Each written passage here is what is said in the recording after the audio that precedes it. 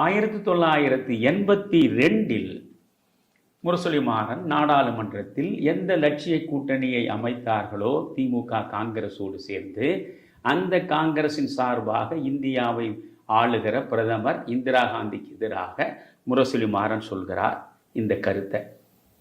நீங்கள் 1976 இப்படி இந்தியை கட்டாயமாக திணித்தது முறையா?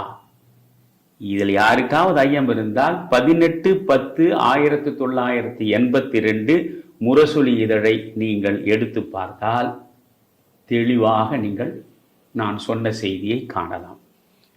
1976 பிப்ரவரி 19 இந்தியை திணிக்க இந்திராவினுடைய மத்திய அரசு உத்தரவு பிறப்பித்தது.